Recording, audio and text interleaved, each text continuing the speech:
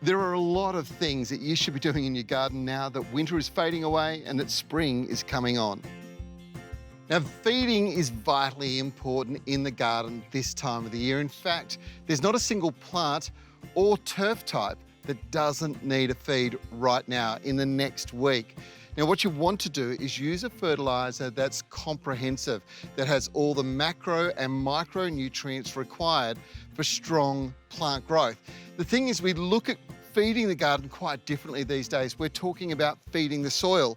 So in a product like this, you've got 24 micro and macro nutrients, but you've got a whole suite of about 60 beneficial microbes in here.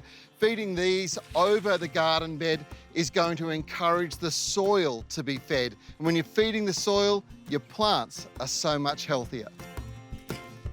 Many fertilisers are starting to highlight the fact that they have pre or probiotic action, which means that they have been blended with beneficial soil-based bacteria and fungi. Now, these boost the soil nutrient availability and help prevent pest and disease infestation by boosting the plant's immune system. When you think about it, the science behind these fertilisers actually matches medical science, as we're learning more and more that we need a really strong, healthy gut flora. So when you're putting this flora into the soil, these microbes that are so beneficial, there's direct evidence now that says that healthy soils end up with healthy bodies. So bringing the two together makes an awful lot of sense. But it all starts right here with a fertiliser like this. Another thing you need to do now is to get on top of weeds in lawns, and an application of Weed and Feed will control lawn weeds like bindi and most flatweeds. Reducing their presence allows more light to the warm season grasses that are getting smothered by them at the moment. And this stimulates strong growth as the days get longer and the weather warms. Speaking of longer daylight hours, the more light, well, the more plants grow as they photosynthesize longer. This means more growth, and that means that you should be getting the secateurs out to prune them to shape the plants now. Taking excessive growth off citrus is a great example of the kind of shaping I'm talking about.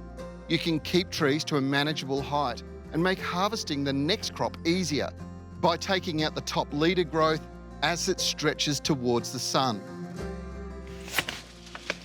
All right, now here's the thing about these trees.